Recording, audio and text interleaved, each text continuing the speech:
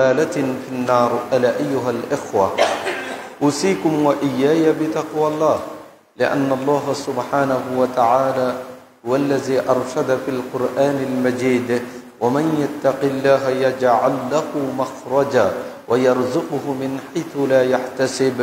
يا أيها الناس اعبدوا ربكم الذي خلقكم والذين من قبلكم لعلكم تتقون. সম্মানিত মুসল্লিগণ, মহান মনিবের দরবারে শুকরিয়া জ্ঞাপন করছি যিনি আমাদেরকে যথাসময়ে মসজিদে আসার তৌফিক দিয়েছেন। বিশেষ করে অত্যন্ত গুরুত্বপূর্ণ মহতি দিনে আল্লাহর ইবাদতে আল্লাহর ঘরে আসার মতো সুযোগ পেয়েছি আমরা। আমাদের মতো অনেক ভাইয়েরা ইচ্ছা করলেও আসতে পারেনি, অনেকেই অবহেলা করে গল্পগুজব করে সময়গুলি কাটাচ্ছে। আল্লাহ তাআলা সে সকল ভাইদের থেকে আমাদেরকে বাছাই করে আল্লাহর ইবাদতের সুযোগ করে দিয়েছেন, সেজন্য কালিমাতুশ শুকর আদায় করছি আলহামদুলিল্লাহ। সালাতু সালাম প্রেরণ করছি বিশ্ব মানবতার মহান শিক্ষক, মানবতার কান্ডারি মুহাম্মদুর রাসূলুল্লাহ সাল্লাল্লাহু আলাইহি ওয়াসাল্লামের প্রতি। ক্ষমা প্রার্থনা করছি আদম আলাইহিস সালাম থেকে শুরু করে আজকের এই দিন পর্যন্ত আল্লাহর জমিনে তাওহীদের ঝান্ডাকে উড্ডীন করতে গিয়ে যে সকল ভাইয়েরা পৃথিবী থেকে বিদায় নিয়েছেন, আল্লাহ তাআলা সকল মুসলিম ভাই এবং বোনদেরকে ক্ষমা করে জান্নাতের মেহমান হিসাবে কবুল করে নিন, আমিন। সম্মানিত দ্বীনী ভাইয়েরা, আজকের জুমার খুতবার আলোচ্য বিষয় হলো জিলহজ মাসের প্রথম দশকের ফজিলত ও আমাদের করণীয়।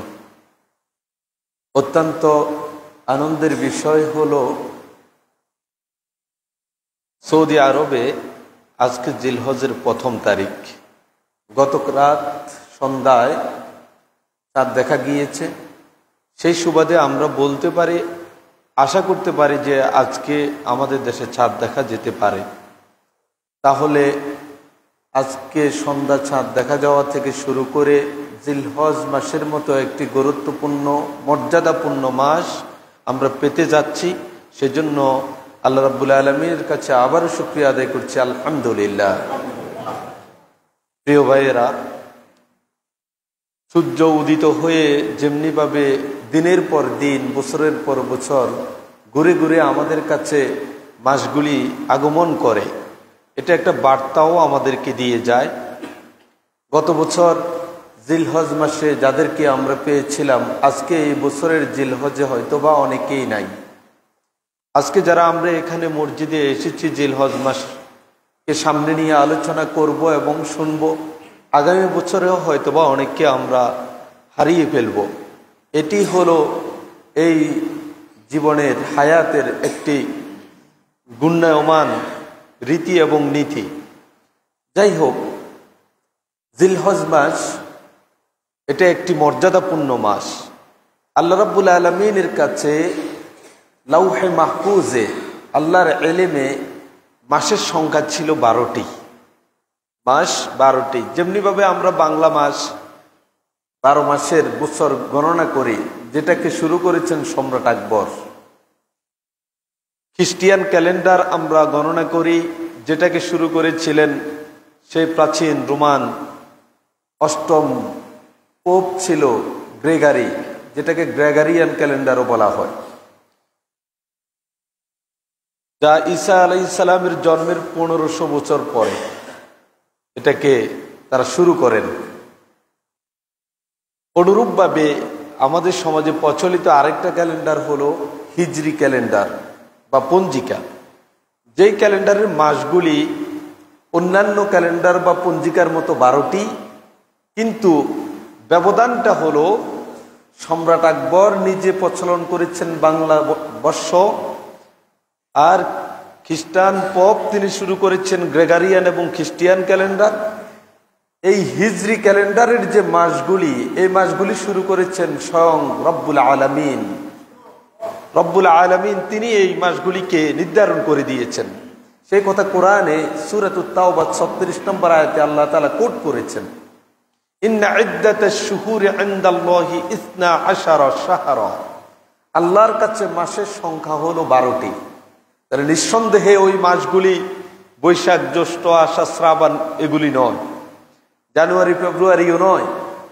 আল্লাহর কাছে মাসের সংখ্যা 12টি। এগুলি কোথায় ছিল? ফি কিতাবিল্লাহ, আল্লাহর কিতাবে তথা লাউহে মাহফুজের মধ্যে আল্লাহর নিকটে মাসের সংখ্যা 12টি। এটা কবে থেকে শুরু হয়েছে তাহলে 12 মাস? সেই কথা আল্লাহ তাআলা বললেন, ইয়াউমা খালাকাস সামাওয়াতি ওয়াল আরদা, আসমান জমিন যেদিন সৃষ্টি করেছেন ওই দিন থেকেই আল্লাহর কাছে মাসের সংখ্যা 12টি। সুবহানাল্লাহ। মিনহা আরবাআতুন হুরুম, সেই 12টি মাসের মধ্যে আল্লাহ সুবহানাহু ওয়া তাআলা 4টি মাসকে সম্মানিত করেছেন। এই 4টি মাসের মধ্যে যুদ্ধ বিগ্রহ, অন্যায় অপরাধ পাপাচার নিষিদ্ধ করেছেন। অন্যান্য মাসেও নিষিদ্ধ, তবে এই 4টি মাসে আরব জাতির সেই পূর্ব জামানার মানুষগুলির যেই অপরাধ প্রবণতা ছিল সেগুলি যাতে বন্ধ করে চলতে হতো অথবা বন্ধ করার জন্য তাদেরকে স্পেশালি আল্লাহ তাআলা ঘোষণা করছেন নবী মুহাম্মদ সাল্লাল্লাহু আলাইহি ওয়াসাল্লামের মাধ্যমে, ওই 4টি মাসে তোমরা যুদ্ধ বিগ্রহ করো না। একজনের উপরে আরেকজনের খুন, হত্যা, লুটতরাজ, রাহাজানি, রক্ত খরণ, এই কারবারগুলি তোমরা করো না এই 4 মাসে। এই 4 মাসকে আল্লাহ তাআলা সম্মানিত করেছেন। যালিকাদ দীনুল কাইয়্যিম, আর এটাই হলো সুপ্রতিষ্ঠিত দ্বীন এবং ধর্ম। সুবহানাল্লাহ। 12টি মাস সৃষ্টির প্রথম দিন থেকে আল্লাহর কাছে নির্ধারিত, তার 4টি মাস হলো সম্মানিত, এটাই হলো দ্বীন এবং সুপ্রতিষ্ঠিত ধর্ম। ফালা তাজলিমু ফীহিন্না আনফুসাকুম, তোমরা তোমাদের নিজেদের মধ্যে নিজেদের প্রতি এই মাসগুলিতে জুলুম করো না, অন্যায় করো না, বাড়াবাড়ি করো না।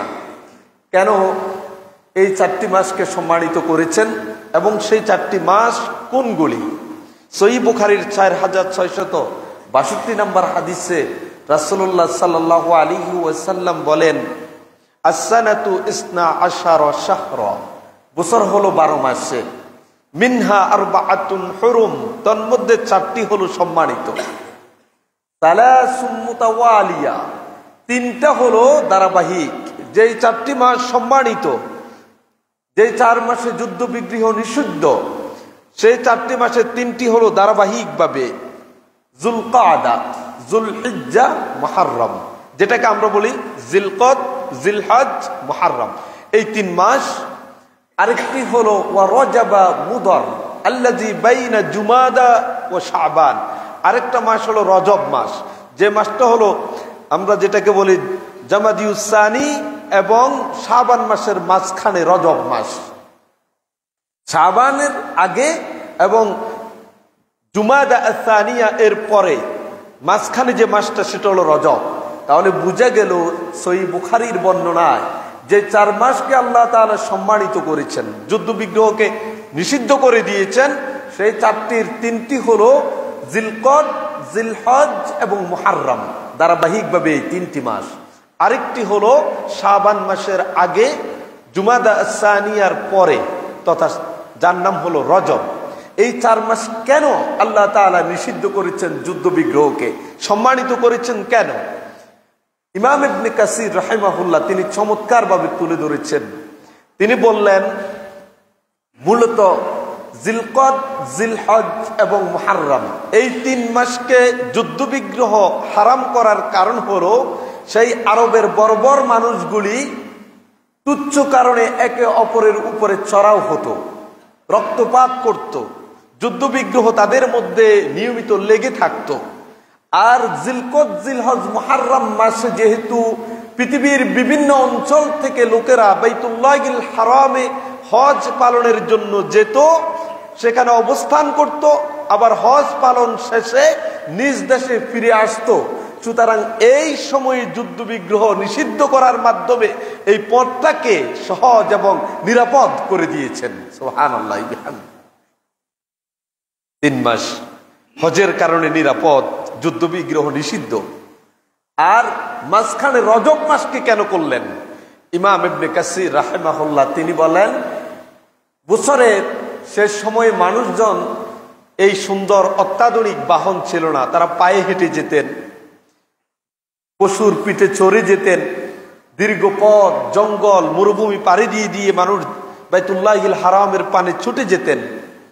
হজের মৌসুম ছাড়া স্বভাবত মানুষজন রজব মাসে উমরা পালনের জন্য যেত সেই সময়ে, যার কারণে রাসূলুল্লাহ সাল্লাল্লাহু আলাইহি ওয়াসাল্লামের হাদিসে রজব মাসের কথা উল্লেখ করে কারণ কি ছিল ইমাম ইবনে কাসির রাহিমাহুল্লাহ তিনি বলে দিলেন, যেই মাসে সেই সময়ে লোকেরা উমরা পালনের জন্য যাতায়াত করত, যাতে তারা নিরাপদে নির্বিঘ্নে আসা যাওয়া করতে পারে, সেজন্য রজব মাসকেও আল্লাহ তাআলা যুদ্ধ বিগ্রহ আরবদের মধ্যে হারাম করে দিয়েছেন।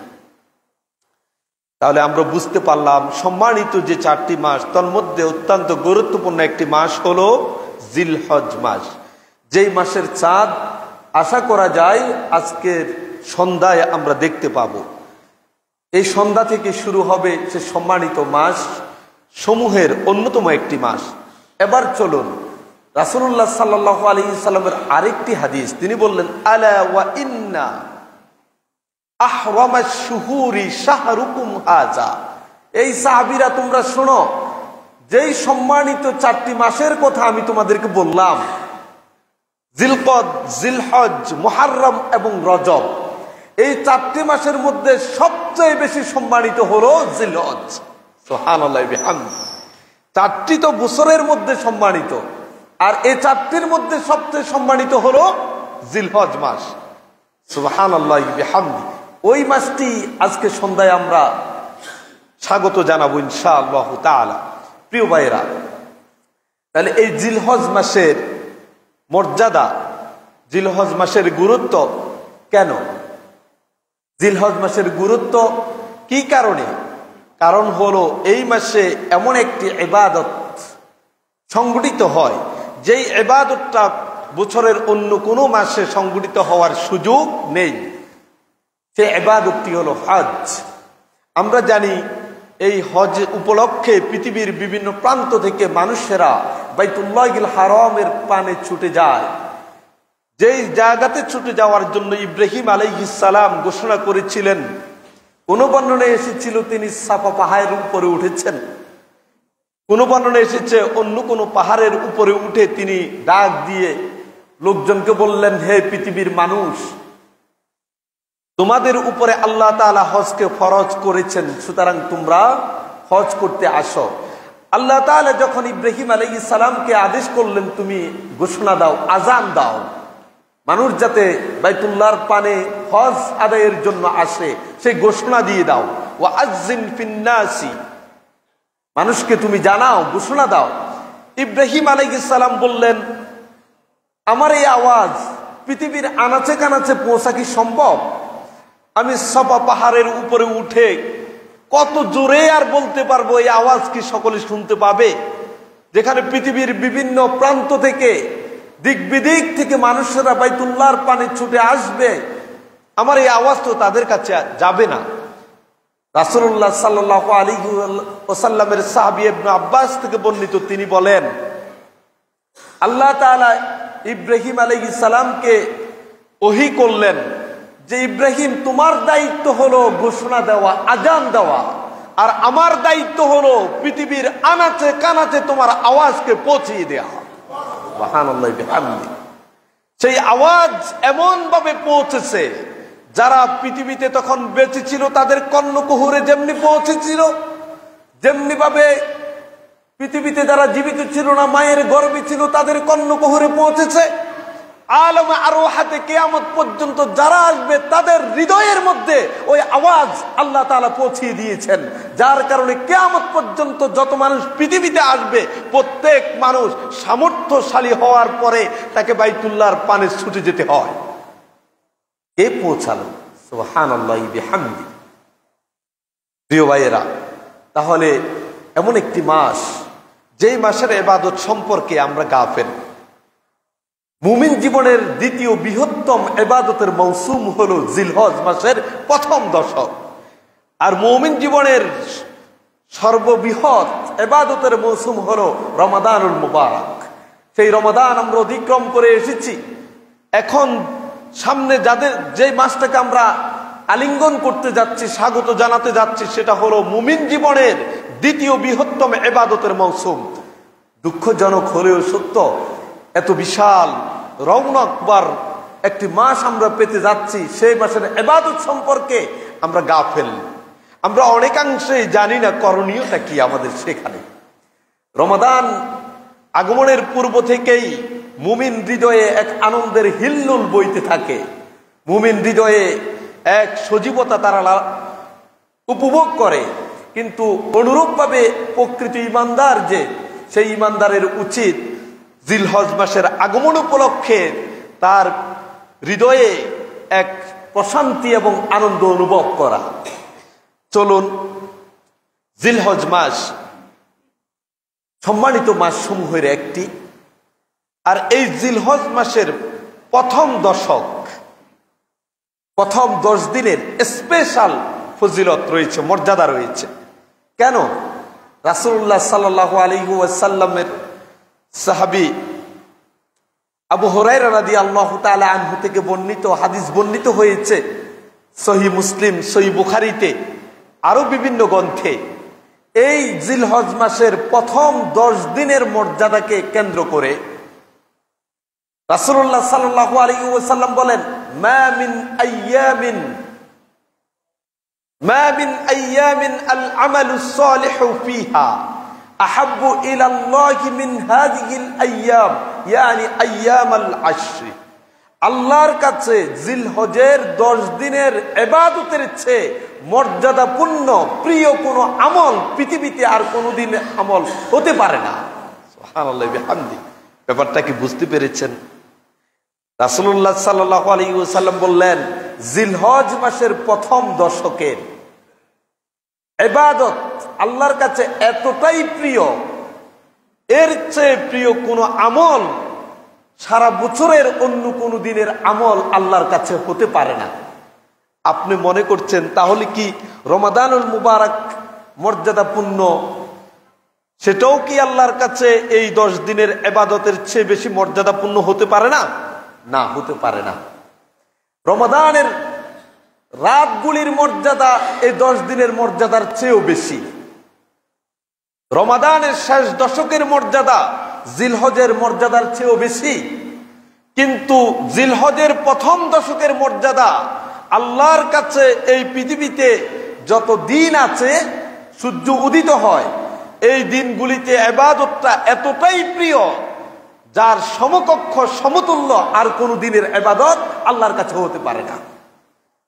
সেই প্রশ্ন সাহাবায়ে কেরাম রিদওয়ানুল্লাহি আলাইহিম আজমাইন মুহাম্মদুর রাসূলুল্লাহ সাল্লাল্লাহু আলাইহি সাল্লামকে জিজ্ঞেস করলেন, ইয়া রাসূলুল্লাহ, ওয়ালাল জিহাদু ফি সাবিলিল্লাহ, আল্লাহর রাস্তায় যে কাফিরের বিরুদ্ধে যুদ্ধে উপনীত হয়েছে, সশস্ত্র সংগ্রাম করার জন্য, বাতিলকে প্রতিহত করার জন্য, কুফার গোষ্ঠীকে মোকাবেলা করার জন্য, সেই মুজাহিদ জিহাদ ফি সাবিলিল্লাহ যিনি রয়েছেন, ওই ব্যক্তির কাজটাও কি এই 10 দিনের ইবাদতকারীর চেয়ে বেশি মর্যাদাবান হবে না?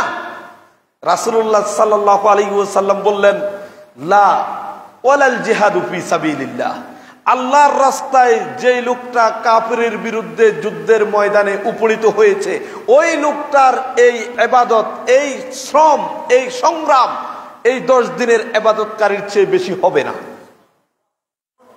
কি মনে হচ্ছে আপনার কাছে? তবে এক ব্যক্তির মর্যাদা এই 10 দিন ইবাদত করাকারী ব্যক্তির চেয়ে বেশি। হাদিসের শেষাংশে রাসূল সাল্লাল্লাহু আলাইহি সাল্লাম বললেন, ইল্লা রাজুলুন খরাজা বিনাফসিহি ওয়া মালিহি ফালাম ইয়ারজি মিনহু বিশাইইন। যেই লোকটা আল্লাহর রাস্তায় যুদ্ধে বেরিয়ে গেছে, তার জান এবং মাল নিয়ে গেছে, জান তো নিয়ে গেলই, সাথে মালও নিয়ে গেছে আল্লাহর রাস্তায় যুদ্ধ করার জন্য। যুদ্ধ করতে করতে তার মাল দিয়ে যেমন যুদ্ধ করেছেন, জান দিয়ে যুদ্ধ করেছেন, শেষ পর্যন্ত তিনি আর বেঁচে থাকলেন না, তার জানটাও দিয়ে দিলেন, মাল তো দিলেনই। ওই ব্যক্তি শুধুমাত্র এই 10 দিনের ইবাদতকারীর চেয়ে বেশি মর্যাদাবান আল্লাহর কাছে। সুবহানাল্লাহ। তাহলে বুঝে গেল, আল্লাহর রাস্তায় জিহাদ করতে করতে যেই লোকটা শহীদ হয়ে গেল, ওই ব্যক্তি শুধুমাত্র একমাত্র এই 10 দিনের ইবাদতকারীর চেয়ে বেশি মর্যাদার দাবি রাখে আল্লাহর কাছে, আর কেউ এই 10 দিনের ইবাদতকারীর চেয়ে বেশি মর্যাদার দাবি রাখতে পারে না। আসুন, এত মর্যাদাবান, এত সম্মানিত, এত সম্মানিত একটি দশক আমরা পেতে যাচ্ছি। রাসূলুল্লাহ সাল্লাল্লাহু আলাইহি ওয়াসাল্লামের আরেকটি হাদিস হলো যে মা মিন আইয়ামিন আ'যামু ইনদাল্লাহ ওয়ালা আহাব্বু ইলাল্লাহ, আল্লাহর কাছে মর্যাদাবান প্রিয় কোনো দিন নাই, আল্লাহর কাছে কোনো মর্যাদাবান দিবস নেই। আল আমালু ফীহিন্না, যতটা মর্যাদাবান এবং প্রিয় হলো এই দিবসগুলিতে যারা আমল করে, এই 10 দিন যারা আমল করে, নেক কাজ করে, তাদের এই কাজগুলি যতটা বেশি প্রিয়, এর চেয়ে আর কোনো দিনে কেউ আমল করলে সেটা আল্লাহর কাছে প্রিয় নয়, এতটা প্রিয় নয়। তাহলে কি করতে হবে? যেহেতু এত মর্যাদাবান, সেটাই তো তিনি বলে দেওয়া উচিত। রাসূলুল্লাহ সাল্লাল্লাহু আলাইহি ওয়াসাল্লাম আমাদেরকে তো অবশ্য বলবেন, তাহলে এই দিনগুলিতে তুমি কি করবা। সেটা বলতে গিয়ে রাসূল সাল্লাল্লাহু আলাইহি ওয়াসাল্লাম বললেন, ফাআকসিরু ফীহিন্না মিনাত তাসবিহ ওয়াত তাহমিদ ওয়াত তাহলিল ওয়াত তাকবীর, এই দিনগুলিতে বেশি করে করে সুবহানাল্লাহ পাঠ করো, আলহামদুলিল্লাহ পড়ো, লা ইলাহা ইল্লাল্লাহ পাঠ করতে থাকো, আল্লাহু আকবার, তার মানে এই তাসবিহগুলি তুমি নিয়মিত জিকির করো, বেশি করে করে এই দিনে এগুলি তুমি জিকির করো। অন্যান্য সময়ে যা করেছি আমরা সকল অন্যান্য ইবাদতগুলির পাশাপাশি এই 10 দিনের অন্যতম ব্যতিক্রম ইবাদত রাসূল সাল্লাল্লাহু আলাইহি সাল্লাম আমাদেরকে বললেন বেশি পরিমাণে সুবহানাল্লাহ, আলহামদুলিল্লাহ, লা ইলাহা ইল্লাল্লাহ, আল্লাহু আকবার, এই জিকিরগুলি করবেন। অন্য আরেকটা বর্ণনায় এসেছে অফি রিওয়ায়াতিন ফাআকসিরু ফীহিন্না মিনাত তাহলিল ওয়াত তাকবীর ওয়া যিকরিল্লাহ, বেশি পরিমাণে লা ইলাহা ইল্লাল্লাহ এবং আল্লাহু আকবার সহ যত ধরনের জিকির আছে সুন্নাহ সম্মত সকল ধরনের জিকির করো বেশি পরিমাণ। তাহলে এই দশকে আমরা বেশি পরিমাণ জিকির করব, যে জিকিরগুলি করতে মুহাম্মদুর রাসূলুল্লাহ সাল্লাল্লাহু আলাইহি ওয়াসাল্লাম আমাদেরকে বলে দিয়েছেন। সেই জিকিরগুলি হলো সুবহানাল্লাহ, আলহামদুলিল্লাহ, লা ইলাহা ইল্লাল্লাহ, আল্লাহু আকবার। পাশাপাশি ইবনে উমর রাদিয়াল্লাহু তাআলা আনহু এবং আবু হুরায়রা রাদিয়াল্লাহু তাআলা আনহু, তারা দুজনে ইয়াখরুজানি ইলা সুকি ফি আইয়ামিল আশরি, তারা দুজন জিলহজ মাসের প্রথম দশকে বাজারে যাইতেন। বাজারে গিয়ে গিয়ে ইউকাব্বিরুহুমা, দুজনে তাকবীর দিতেন। বাজারে যাইতেন শুধু এই জন্য, সেখানে গিয়ে কি করতেন? তাকবীর দিতেন, আল্লাহু আকবার, আল্লাহু আকবার, লা ইলাহা ইল্লাল্লাহু, আল্লাহু আকবার, আল্লাহু আকবার, ওয়ালিল্লাহিল হামদ। আবু হুরায়রা রাদিয়াল্লাহু তাআলা আনহু এবং ইবনে উমর রাদিয়াল্লাহু তাআলা আনহু, তারা দুজনে বাজারে গিয়ে মানুষের ভিতরে ঢুকে ঢুকে শুধু ওই তাকবীর দিত। লোকজন তাদের তাকবীর শুনে ওই ইউকাব্বিরুন নাসু বিতাকবীরিহিমা, তাদের তাকবীর শুনে তাদের সাথে সাথে লোকজনও তাকবীর দেওয়া শুরু করতেন। সুবহানাল্লাহি ওয়া বিহামদি। তাহলে বোঝা গেল নিজে যেমন তাকবীর দিব, পরিবারকে অভ্যস্ত করব এবং চারপাশের প্রতিবেশী মানুষজনদেরকেও এই দিবসগুলিতে তাসবিহ, তাহলিল, তাকবীর যাতে বেশি পরিমাণ করে সেজন্য উদ্বুদ্ধ করব ইনশাআল্লাহ। এটা প্রথম কাজ এই মর্যাদাপূর্ণ দিবসগুলিতে। দ্বিতীয় কাজ হলো,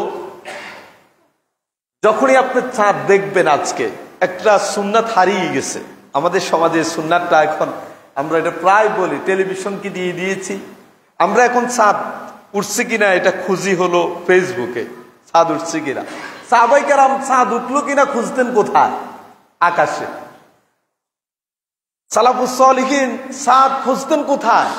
আকাশে। আমরা খুঁজি কোথায়? ফেসবুকের ভিতরে, টেলিভিশনের ভিতরে আর রেডিও সংবাদে।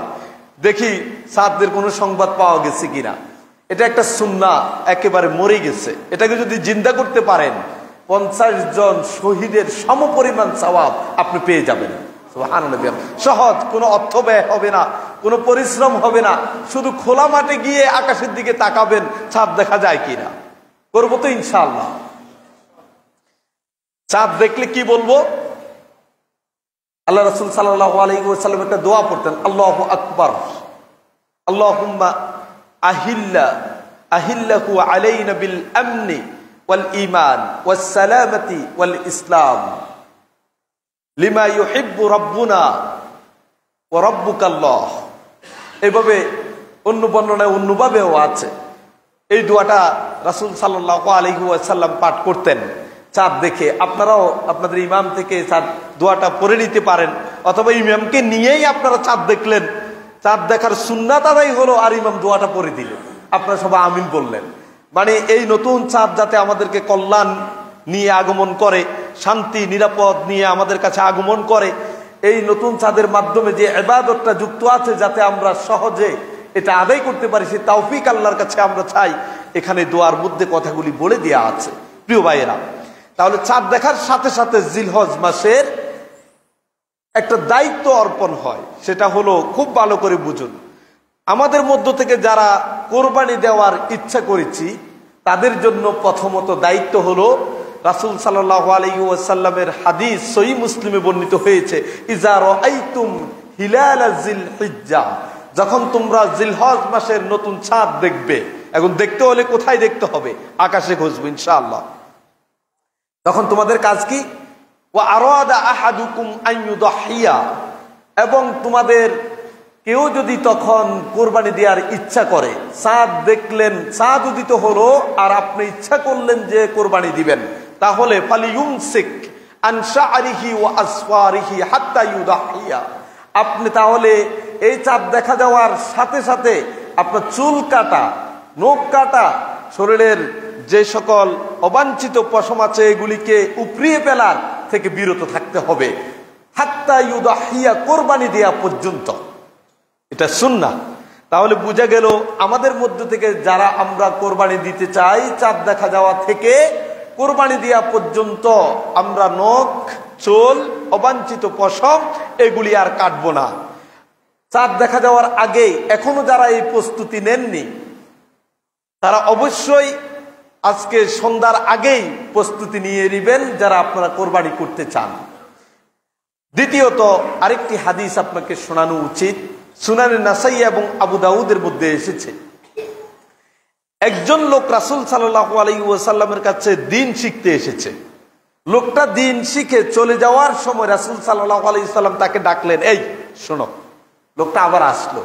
আসার পরে রাসূল সাল্লাল্লাহু আলাইহি ওয়াসাল্লাম তাকে বললেন যে আমি মুহাম্মদ সাল্লাল্লাহু আলাইহি ওয়াসাল্লামকে আদেশ করা হয়েছে যে যাতে জিলহজের 10 তারিখকে ঈদুল আজহা হিসাবে আমি ঘোষণা করি। জিলহজ মাসের 10 তারিখকে যাতে আমি ইয়াউমুন নাহার তথা কোরবানির দিন হিসাবে ঘোষণা করি, এবং এই দিন ঈদ মুসলিম উম্মার জন্য, এটাও যাতে আমি ঘোষণা করি, সবাইকে জানিয়ে দিই। তখন ওই লোকটা বলতেছে, ইয়া রাসূলুল্লাহ, আমি কি করব? ওই দিন তো কোরবানির জন্য ঘোষণা করবেন আপনি, আমার তো কোরবানি দেওয়ার কিছু নাই, আমার কোরবানি দেওয়ার কিছু নাই। আমাকে অন্য কোনো একজন লোকে একটা বকরি দিছে, বকরি উপহার দিছে, যেটা দুধ দহন করে আমি নিয়মিত পান করি। এরকম উপহার দেয়া একটা বকরি আমার কাছে আছে ছোট্ট, এটা কি আমি জবাই করে দিব? যেহেতু আপনাকে এটার জন্য কি করেছে, আদেশ করেছে, আর আমি দিন শিখতে আসছি, আপনি এটা আমাকে জানালেন, তাহলে কোরবানির দিনে কি আমি এটা জবাই করে দিব? রাসূল সাল্লাল্লাহু আলাইহি ওয়াসাল্লাম বলল, না, তুমি এটা জবাই করবা না। তাহলে কি করবা? এটা হলো আমার বলার উদ্দেশ্য। তুমি তোমার নখ এবং চুল, দেহের অবাঞ্ছিত পশম কোরবানির দিন, কোরবানির পরে কাটবে। কি বুঝলেন এই হাদিসে? রাসূল সাল্লাল্লাহু আলাইহি ওয়াসাল্লাম বললেন যে তুমি কোরবানি দিতে পারছো না, কোরবানি দেওয়ার সক্ষমতা তোমার নেই, তারপরেও তুমি চুল কাটবে কখন? কোরবানির পরে। তাহলে কখন থেকে কোরবানির পর্যন্ত তোমার চুল কাটা বন্ধ, নখ কাটা বন্ধ? সেটা আগের যে হাদিসটা আপনাকে বললাম, ছাদ দেখা যাওয়া থেকে। তাহলে বুঝে গেল আপনি কোরবানি না করলেও সালাফুস সালিহিনদের একটা সুন্নাহ ছিল যে যারা কোরবানি করে তারাও চুল নখ কাটা থেকে বিরত থাকবে। অনুরূপ ভাবে যারা কোরবানি করতে পারছে না, সামর্থ্য নেই, তারাও এই নখ এবং চুল কাটা থেকে কোরবানি হওয়া পর্যন্ত, তার সমাজে কোরবানির পশু জবাই হওয়া পর্যন্ত সে এই কাজ থেকে বিরত থাকবে। তাহলেও সে ওই কোরবানির সওয়াব পেয়ে যাবে। সুবহানাল্লাহ বিহামদিহি। তাহলে বোঝা গেল যারা আমরা কোরবানি দিব তারা যেমনি ভাবে এই কাজগুলি থেকে বিরত থাকবো, যারা কোরবানি দিব না, যদি আপনি সওয়াব পেতে চান তাহলে আপনিও এই কাজ থেকে দূরে থাকবেন। ইবনে ওমর রাদিয়াল্লাহু তাআলা আনহু একবার একটা মহিলার পাশ দিয়ে যাচ্ছিলেন। ওই মহিলা তার ছোট্ট ছেলের করতেছে, চুল, মাথার চুলগুলি ন্যাড়া করে দিচ্ছে। তখন ইবনে ওমর রাদিয়াল্লাহু তাআলা আনহু তিনি মহিলাকে বললেন, লাউ আখারতিহি ইলা ইয়াউমিন নাহার কানা আহসান। আহা মহিলা, এই যে দশকের মধ্যে জিলহজের 10 দিনের ভিতরে তুমি যে তোমার শিশু বাচ্চার চুল কাটতেছ, এটা যদি এখন না কেটে কোরবানির দিন পর্যন্ত বিলম্ব করতা, এটা অনেক ভালো হতো। সুবহানাল্লাহ বিহামদিহি। কি বুঝালেন? তাহলে ছোট্ট শিশু, তার তো কোরবানি দেওয়ার প্রশ্নই আসে না। সেখানে ইবনে ওমর বললেন, তুমি এটা যদি কোরবানির দিন পর্যন্ত বিলম্বিত করতে, তাহলে এটা তোমার জন্য উত্তম হতো, তোমার সওয়াবের মালিক হতে পারতো, অংশীদার হতে পারতা। তাহলে আমরা যারা কোরবানি করব তারা যেমনি ভাবে আজকের চাঁদ দেখা যাওয়া থেকে শুরু করে 10 তারিখ কোরবানি দেওয়া পর্যন্ত সময়ে চুল নখ কাটা থেকে বিরত থাকব, অনুরূপ ভাবে আমাদের পরিবারের অন্য সদস্য, নারী, পুরুষ, শিশু সকলের ক্ষেত্রে আমরা এই সুন্নাতটা জারি রাখবো ইনশাআল্লাহ। চলুন, তৃতীয়ত কি কাজ এই দশকে, মর্যাদাপূর্ণ এই দশকে আপনি কি করবেন?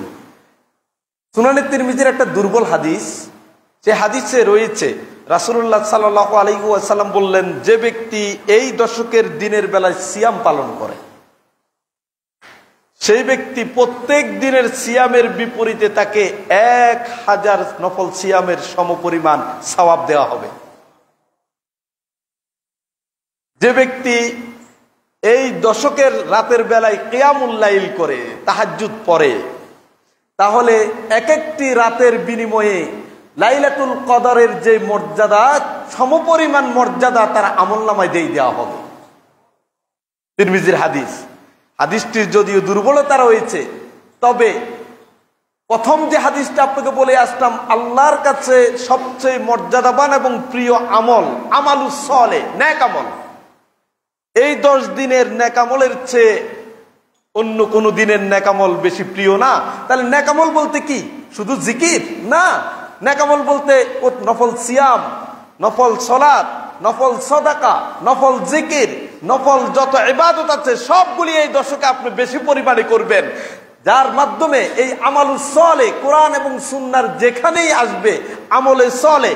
আমলে সালেহ মানে হলো নফল ইবাদত, নফল কাজ, নফল সালাত, নফল সাদাকা, নফল জিকির, নফল তেলাওয়াত যত বেশি পারেন এই দশকে আপনি করে যাবেন। কারণ যত বেশি করবেন ততই আল্লাহর কাছাকাছি যাবেন।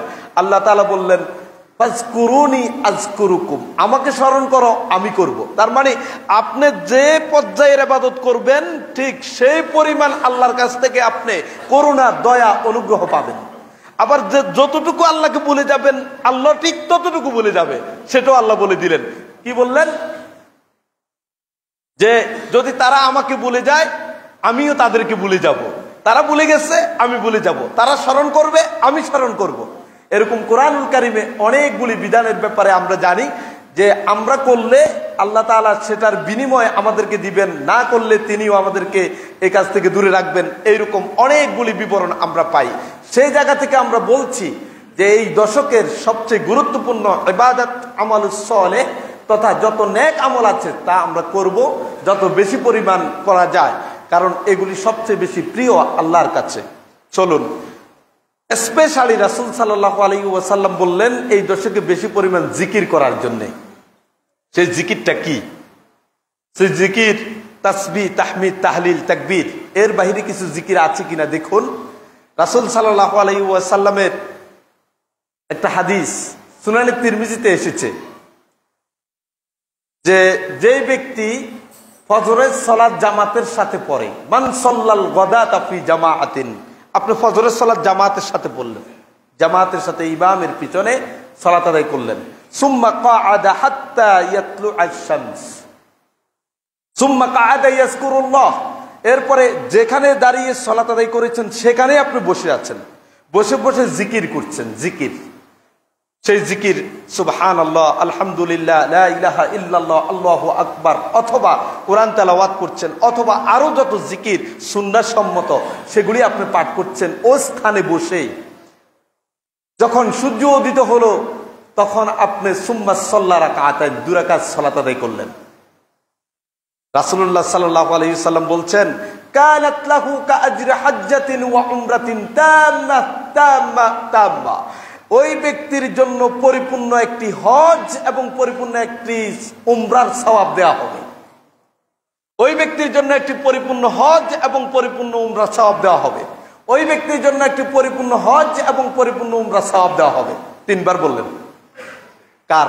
যে লোকটা ফজরের সালাত জামাতের সাথে আদায় করে সেই স্থানে বসে বসে আল্লাহর জিকির করলেন সূর্য উদিত হওয়া পর্যন্ত, সূর্য উদয়ের পরে 2 রাকাত সালাত আদায় করলেন। ওই ব্যক্তির একটি হজ এবং একটি উমরা যদি যথাযথভাবে করলে আপনি সওয়াব পান, সেই সমপরিমাণ সওয়াব আল্লাহ তাআলা আপনাকে আমাকে দিয়ে দিবেন। সুবহানাল্লাহি বিহামদি। তাহলে আপনি হজে না গিয়েও হজের সওয়াবটা পাওয়ার সুযোগ আছে। কিন্তু হজে যাওয়ার কারণে যে মর্যাদা, সেটা শুধুমাত্র হজ পালনকারী ব্যক্তি সে মর্যাদার দাবি রাখে। আর সওয়াব আপনি অন্য কোনোভাবেও সমপরিমাণ সওয়াব পেতে পারেন। তোর মধ্যে একটি হলো এইভাবে যদি আপনি সূর্যোদয়ের পরে 2 রাকাত সালাত আদায় করতে পারেন। খুব ভালো করে বুঝুন, আমরা যে বলি কোরআনুল কারীমের সূরা ইখলাস যদি কেউ 3 বার পড়ে পুরা কোরআন একবার খতম করা সওয়াব, বলি কিনা? বলি। এখন অনেকেই ভাবেন তাহলে বোঝা গেল কোরআন আর পড়া দরকার নাই, সূরা ইখলাস 3 বার পড়ে ফেললেই তো পুরা কোরআনের সওয়াব পেয়ে গেলাম। অনুরূপভাবে হজ আর উমরা করার দরকার নেই। ফজরের সালাত ইমামের সাথে জামাতে আদায় করব, সেখানে বসে থাকবো, সূর্য উদয়ের পরে 2 রাকাত সালাত আদায় করব, হজ এবং উমরার পরিপূর্ণ সওয়াব পেয়ে যাব। তাহলে এত লক্ষ লক্ষ টাকা খরচ করে হজ উমরা করার দরকার কি? কোরআন তেলাওয়াত এত কষ্ট করে এত পরিমাণ করার দরকার কি? এই প্রশ্ন অনেকের ভিতরে কাজ করে, আমাদেরকে জিজ্ঞাসা করে। আপনি শুনেন, একটা হলো কোরআন পরিপূর্ণ তেলাওয়াতের সওয়াব আপনি পাবেন, কিন্তু পরিপূর্ণ তেলাওয়াতের যে মর্যাদা সেটা আপনি পাবেন না তেলাওয়াত না করলে। হজ করার জন্য আল্লাহর কাছে যে মর্যাদা আপনার জন্য লিপিবদ্ধ আছে, জান্নাতের যে মর্যাদা আপনাকে দেয়া হবে, সেই মর্যাদা পাবেন না, সওয়াবটা পাবেন। সমপরিমাণ সওয়াব বিকল্প কোনো কাজে আপনি পেতে পারবেন। তাহলে 2টা সম্পূর্ণ ভিন্ন ব্যাপার। চলুন তাহলে আমরা বললাম এই গুরুত্বপূর্ণ দশকের একটি ইবাদত হলো বেশি পরিমাণ জিকির করব, দিনের বেলায় সিয়াম পালন করব, রাতের বেলায় আমরা কিয়ামুল লাইল করব, বেশি পরিমাণ আমালুস সালেহগুলি করার চেষ্টা করব, দান সদাকা জিকির আজকার যত বেশি পরিমাণ আপনি পারেন করে যাবেন। এরপরে এই দশকের ভিতরে একটি দিবস আছে, যে দিবসটা হলো আরাফার দিবস। আরাফার দিবসের জন্য স্পেশালি রাসূল সাল্লাল্লাহু আলাইহি ওয়াসাল্লামের একটি নির্দেশনা আছে। প্রথমত 10 দিনের কথা একভাবে বলে ফেললেন, দ্বিতীয়ত সেখান থেকে আরাফার দিনকে আলাদা করে নিলেন। আরাফার দিন এমন একটি দিন যে দিবসে আল্লাহ তাআলা এত অগণিত মানুষকে জাহান্নাম থেকে মুক্তি দেন, জাহান্নামের এই শাস্তি থেকে তাকে নিষ্কৃতি দিয়ে জান্নাতের অধিকারী করেন, এত বেশি পরিমাণ মানুষের দোয়া কবুল করেন, এত বেশি পরিমাণ মানুষের উপর রহমত নাজিল করেন, যা পৃথিবীর অন্য কোনো দিনে অন্য কোনো সময়ে আল্লাহ তাআলা করেন না। সুবহানাল্লাহি বিহামদি। সে আরাফার দিনের ইবাদত আমরা যারা হজ করতে যেতে পারিনি, আমাদের জন্য একটি সুন্নাহ রাসূল সাল্লাল্লাহু আলাইহি ওয়াসাল্লাম দিয়ে দিয়েছেন। সেটি হলো সিয়ামু ইয়াউমি আরাফা আহতাসিবু আলাল্লাহ আন ইউকাফিরা সানাতাল্লাতী ক্বাবলা ওয়াস সানাতাল্লাতী বা'দা। যে ব্যক্তি আরাফার দিনের সিয়াম পালন করবে, রাসূল সাল্লাল্লাহু আলাইহি ওয়াসাল্লাম তিনি বলেন, আমি আশা করি আল্লাহ তাআলা এই একদিনের সিয়ামের বিনিময়ে বিপরীতে তার পূর্বের 1 বছর এবং পরবর্তী জীবনের 1 বছরের গুনাহ মাফ করে দিয়ে দিবেন। সুবহানাল্লাহি বিহামদি। আরাফার দিনের একটি সিয়াম যদি আপনি রাখেন, তাহলে আমরা বুঝলাম একদিকে জিলহজ মাসের 1ম তারিখ আগামীকাল থেকে আপনি 9ম তারিখ পর্যন্ত একাধারে সিয়াম পালন করতে পারেন, সেটা সাধারণ ঘোষণা দিয়ে আমরা বুঝতে পারলাম আমালুস সলের অন্তর্ভুক্ত হবে। কেউ যদি একাধারে রাখতে না পারেন, কমপক্ষে যাতে সে আরাফার দিনের সিয়াম থেকে মাহরুম বা বঞ্চিত না হয়, ওই দিন যদি আপনি কষ্ট করে হলেও সিয়ামটা রাখতে পারেন, আপনার বিগত 1 বছর, সামনের জীবনের 1 বছরের গুনাহ আল্লাহ তাআলা ক্ষমা করে দিবেন। সম্মানিত দিনী ভাইয়েরা, তৃতীয়ত যে বিষয়টা আপনার মনে রাখা উচিত সেটা হলো এই 10 দিনের 10ম তারিখ, 9ম তারিখ আরাফার দিন, সেদিনে আপনি সিয়াম পালন করবেন। 10ম তারিখ আপনি কি করবেন? 10ম তারিখ তো হলো আপনার জন্য সর্বোত্তম ইবাদত, ইরাকাতুদ দাম, রক্ত প্রবাহিত করা। আপনি কোরবানি করবেন, সামর্থ্য যারা আছে রাখে তারা কোরবানি করবে। সেই কোরবানি করা পর্যন্ত রাসূল সাল্লাল্লাহু আলাইহি ওয়াসাল্লাম কিছু খেতেন না। এজন্য আমরা যে বলি 10 দিন সিয়াম পালন করার কথা, 10 দিন কেন বলি? ঈদের দিন তো সিয়াম পালন করার বিধান নেই। এরপরও কেন এক কথায় আমরা 10 দিনের কথা বলে ফেলছি? কারণ কুরবানির ঈদের দিনে রাসূল সাল্লাল্লাহু আলাইহি ওয়াসাল্লাম ঈদের সালাত আদায় করে কুরবানির শেষে ওই পশুর গোশত দিয়েই ওই দিনের প্রথম খাবার শুরু করতেন। তাহলে বোঝা গেল কুরবানি করে ওই পশু রান্না হয়ে সম্পূর্ণ হওয়া পর্যন্ত এই সময় তিনি না খেয়ে থাকতেন। কেন জানি এটো দিনের প্রথম অংশ এই না খেয়ে থাকা রোজার মতোই হয়ে গেল। এজন্য এক কথায় আমরা বলি যে 10 দিন সিয়াম পালন করা। বুঝছেন কিনা? চলুন এখন 10ম তারিখের গুরুত্বপূর্ণ ইবাদত হচ্ছে কোরবানি করা। সে কোরবানির জন্য আমরা এতটাই এখন ব্যস্ত, এতটাই আমরা উদ্গ্রীব এবং আগ্রহী, আমরা এই কোরবানি 10ম তারিখে উদযাপনের পূর্বের 9 দিনের ইবাদত সম্পর্কে যতটা গাফেল, 10ম তারিখের কোরবানির ব্যাপারে ততটাই বেশি সচেতন। আর এই সচেতনতাটা এমন পর্যায়ে আমাদেরকে নিয়ে গিয়েছে, সেক্ষেত্রে আমি কি হালাল সম্পদ দিয়ে কোরবানির পশু ক্রয় করলাম নাকি হারাম সম্পদ দিয়ে ক্রয় করলাম, সেটা আমার দেখার প্রয়োজন মোটেই হয় না, সেটা আমার বিবেচ্য হয় না। আমার বিবেচ্য হলো আমি কোরবানি না দিলে মানুষই জানি আবার কি বলে, আমি সমাজের একজন কোটিপতি, লাখপতি, সম্পদশালী, আমি কোরবানি না দিলে আমার ছেলের বাড়ি থেকে, ছেলের শ্বশুর বাড়ি থেকে লোকজন আসবে, মেয়ের শ্বশুর বাড়ি থেকে লোকজন আসবে, আত্মীয় স্বজন আসবে, সুতরাং তারা আবার আমাকে কি বলে। অথচ আপনি কোরবানি দিচ্ছেন, আমি কোরবানি দিচ্ছি হারাম সম্পদ দিয়ে। আপনাকে মনে রাখতে হবে, হারাম সম্পদ দিয়ে কোরবানি দেওয়ার চেয়ে না দেয়াটাই আপনার জন্য কল্যাণকর। কারণ প্রকারান্তরে আপনি কেন জানি একদিকে হারাম সম্পদ দিয়ে কোরবানি দিয়ে সওয়াবের আশা করছেন, হারাম সম্পদের একটি অপরাধ। দ্বিতীয়ত হলো এই হারাম সম্পদ দিয়ে কোরবানির মাধ্যমে যে সওয়াব পেতে চাচ্ছেন, আল্লাহর সাথে একটা প্রতারণার আশ্রয় নেওয়ার আপনি অপচেষ্টা করলেন, যদিও এটা আদৌ সম্ভব না। আল্লাহ তাআলা আপনার অন্তরের খবর ভালো করে জানেন। আসুন, এজন্য কোরবানির আলোচনা যেখানেই হয়েছে সেখানে আল্লাহ তাআলা কি বললেন শুনেন। লা ইয়ানালাল্লাহু লুহুমুহা ওয়ালা দিমাউহা ওয়ালাকিন ইয়ানালুহুত তাকওয়া মিনকুম। আল্লাহর কাছে এই কোরবানির গোশত, আত্মীয় স্বজন আসবে, কি খাওয়াবো, কোরবানি না দিলে কেমন হবে, এই যে গোশতের আয়োজন আপনি চিন্তা করছেন, এই গোশতটা কিন্তু আল্লাহর কাছে পৌঁছে না, এটা রক্তও কিন্তু পৌঁছে না। কত কেজি হলো, কতটুকু সুটাম হলো, এটা আল্লাহ রাব্বুল আলামিনের বিবেচনা। তিনি দেখতে চান আপনার অন্তরটা, আপনার যে সম্পদ দিয়ে ক্রয় করেছেন এটা হালাল কিনা, আল্লাহর সন্তুষ্টির জন্য আপনি করেছেন কিনা। আল্লাহ রাব্বুল আলামিন এর বিনিময়ে আপনাকে অপরন্ত সওয়াব দিতে চান। আর এই সওয়াব নিঃসন্দেহে আপনি যদি অর্জন করতে চান হালাল এবং বৈধ পন্থা, একনিষ্ঠ অন্তর নিয়েই আপনাকে এই ইবাদতটুকু করতে হবে।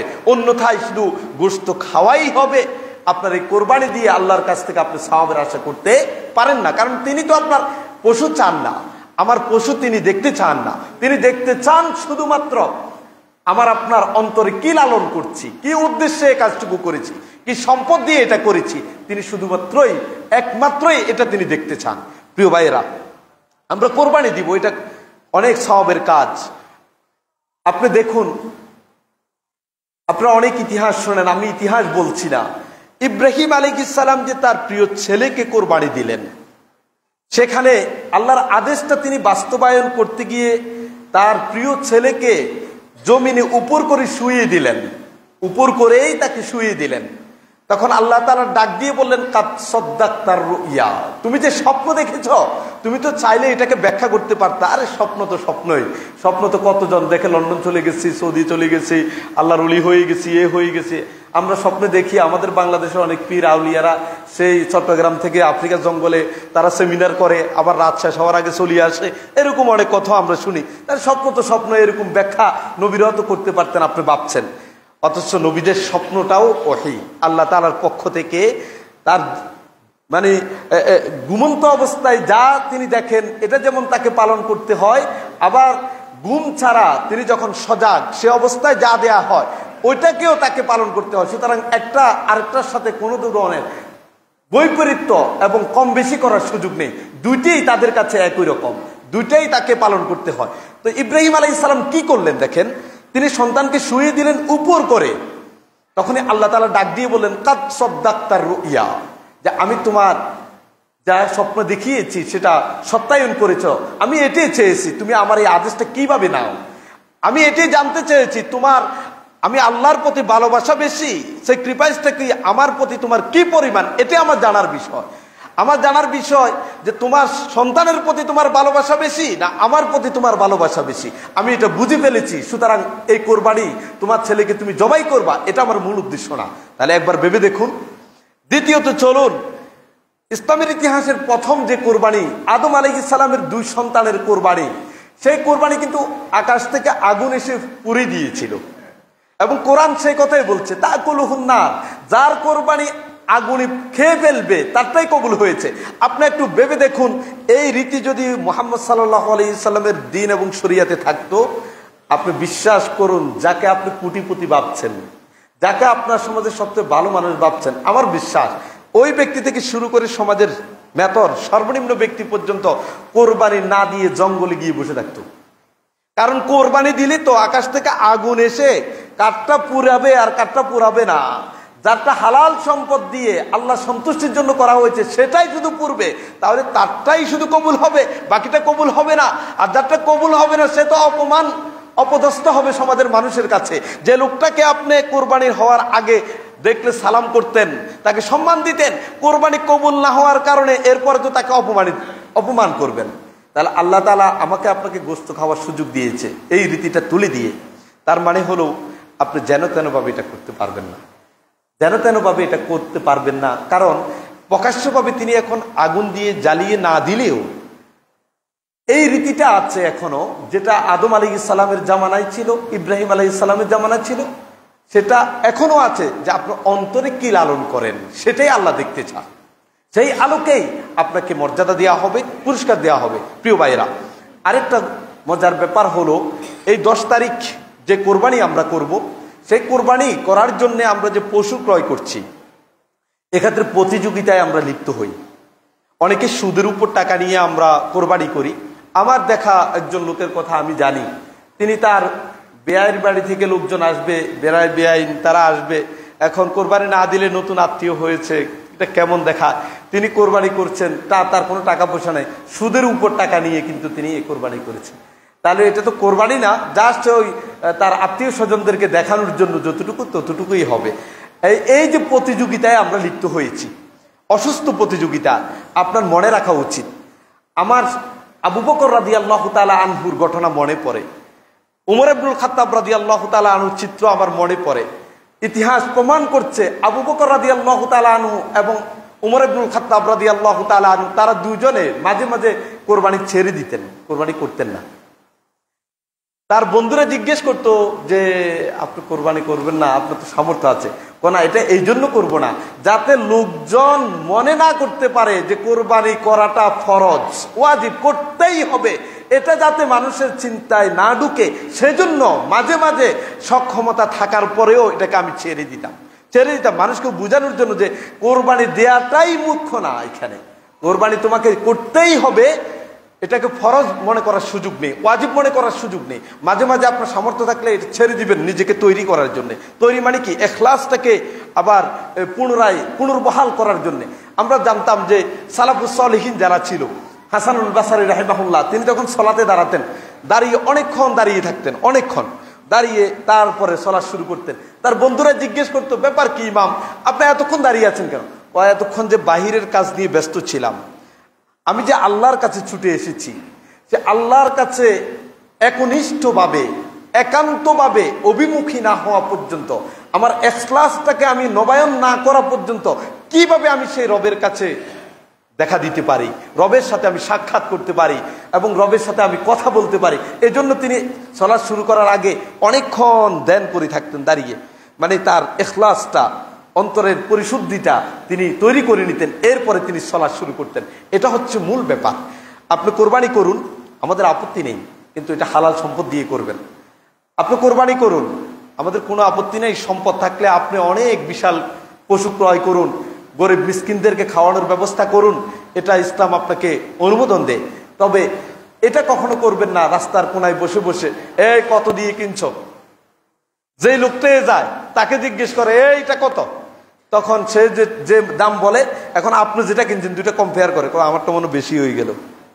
আবার যদি তার তুলনায় আপনারটা যদি দাম কম হয়, তাহলে আমরা জিতছি। এখানে জিতা আর পরাজিত, মানে বিজয় হওয়া আর পরাজয় হওয়ার ব্যাপারটা কেন আসবে? তাহলে এই যে কথাগুলি আপনি হয়তো কিছু মনে করছেন না, এটাকে স্বাভাবিকভাবে নিচ্ছেন, এটা কিন্তু আপনার সেই ইখলাসের মধ্যে আপনাকে প্রশ্নবিদ্ধ করে দেওয়ার মতো কাজ।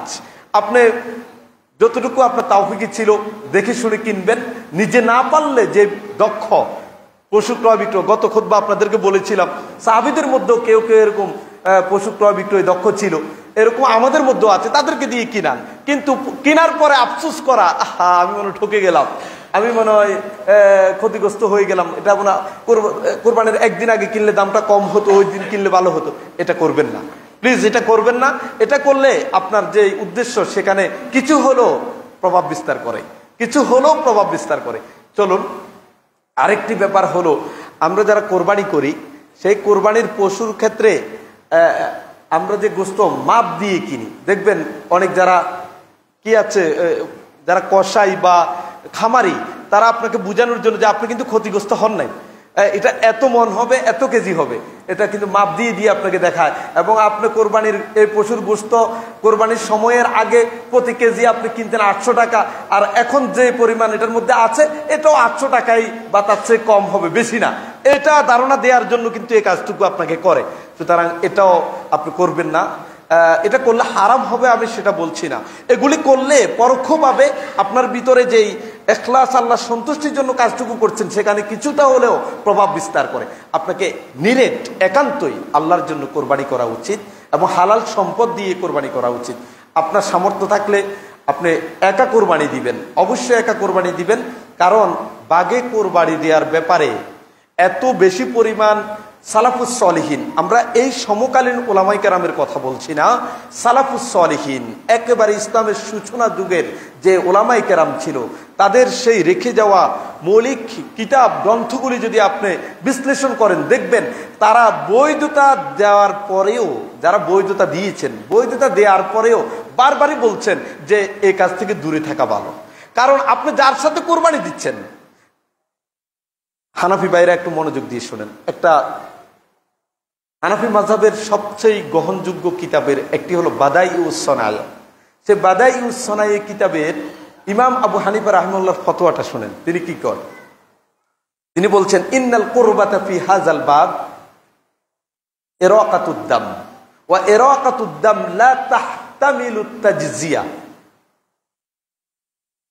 লিআন্না আয-যাবহা হুয়া ওয়াহিদ। এই আবারটুকু সে কিতাবের মধ্যে আছে, কোরবানি কেন্দ্রিক বাগে দিবেন কিনা। হানাফি মাযহাবে আমাদের সমাজে যারা আছে তারা যে একেবারে গোটাও করে মিছিল করে এবং শুধু কোরবানি বাগেই না, বরং আকিকা সহ যদি দেয়া হয় তাতেও অসুবিধা নেই, যতভাবে করা যায়। আমি আপনাকে করবেন কি করবেন না সে জায়গায় কথা বলছি না, আমি বলতে চাচ্ছি ইমাম আবু হানিফার ফতোয়াটা কি, সেই মাযহাবের বক্তব্যটা কি একটু আপনি বুঝুন।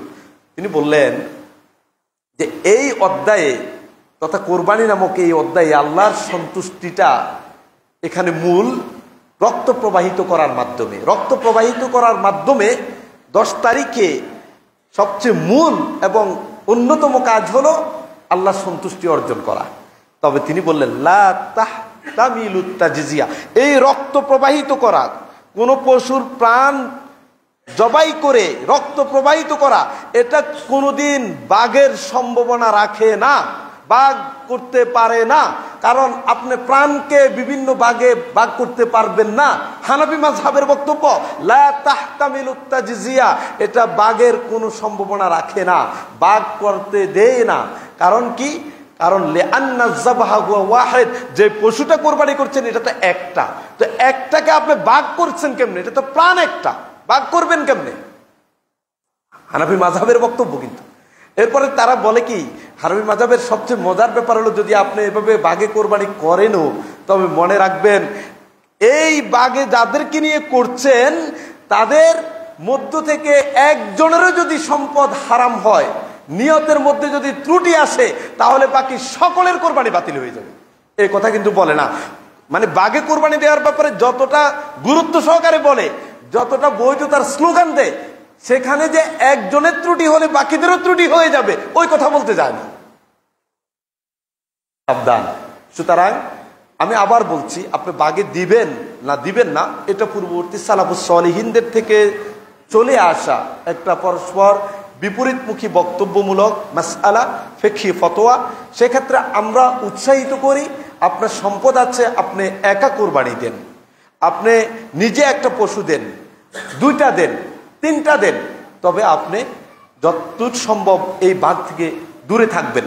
বাঘ থেকে দূরে থাকবেন যে সকল কারণে, সে সকল কারণগুলির একটি হলো কোনো একজনের যদি ত্রুটি হয় তাহলে আপনার এই কোরবানির মধ্যেও সে ত্রুটি এসে পড়বে। এটাই সালাফুস সালিহিনদের বক্তব্যগুলির অন্যতম একটি বক্তব্য। আশা করি বুঝতে পেরেছেন।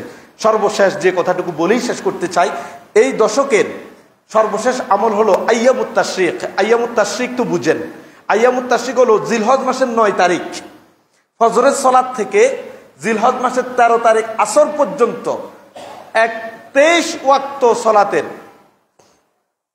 আসর পর্যন্ত 23 ওয়াক্ত সালাতের ফরজ সালাতের পরে আপনি তাকবীর পাঠ করতে হবে একবার করে, আল্লাহু আকবার আল্লাহু আকবার লা ইলাহা ইল্লাল্লাহু আল্লাহু আকবার ওয়ালিল্লাহিল হামদ। নারী পুরুষ যারা আছে সকলে মিলে আপনি এটা করবেন। তাহলে এটা হলো এই দশকের সর্বশেষ আইয়ামুত তাশরিকের আমল। তাহলে আমরা সংক্ষেপে আপনাকে আরেকবার স্মরণ করিয়ে দিই। প্রথমত যে বিষয়ে আমরা কথা বলার চেষ্টা করেছি সেটা হলো জিলহজ মাসের মর্যাদা এবং গুরুত্ব। কেন সে মর্যাদা এবং গুরুত্ব সে প্রসঙ্গে আমরা কথা বলেছি। দ্বিতীয়ত বলেছি জিলহজ মাসের প্রথম দশকের মর্যাদা। তৃতীয়ত আমরা কথা বলেছিলাম জিলহজ মাসের এই দশকে আমাদের করণীয় কি। সেই করণীয়গুলির মধ্যে আমরা বলেছি চাঁদ দেখা যাওয়া থেকে কোরবানি দেওয়া পর্যন্ত যারা আমরা কোরবানি দিব অথবা দিব না, প্রত্যেকেই চুল কাটা, নখ কাটা, অবাঞ্ছিত পশমগুলি কাটা থেকে আমরা বিরত থাকব।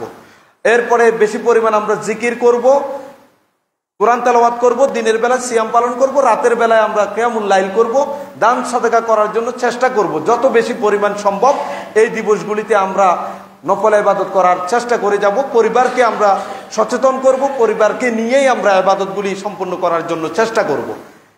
তৃতীয়ত আমরা বলেছিলাম যে এই দশকের মধ্যে আরাফার দিন আছে, সেই দিন যাতে কোনোভাবে আপনার সিয়ামটা ছুটে না যায়। ওই দিনে নবীরা পর্যন্ত দোয়া করতেন, সেখানে আমরা বেশি পরিমাণে দোয়া করব যাতে করে আল্লাহর থেকে রহমত, বরকত, ক্ষমা আমরা পেতে পারি। চতুর্থত আমরা বলেছি 10 তারিখে কোরবানির ব্যাপারে। পঞ্চম বা সর্বশেষ বলেছি আইয়ামুত তাশরিক, জিলহজ মাসের 9 তারিখ ফজর থেকে 13 তারিখ আসর পর্যন্ত প্রত্যেক ফরজ সালাতের পরে তাকবীর পাঠ করা, এটাও এই দশকের সাথে সংশ্লিষ্ট সর্বশেষ আমল। আল্লাহ তাআলা আমাদেরকে সুন্নাহর আলোকে এই দশকের ইবাদতগুলি করার তৌফিক দান করুন, আমিন।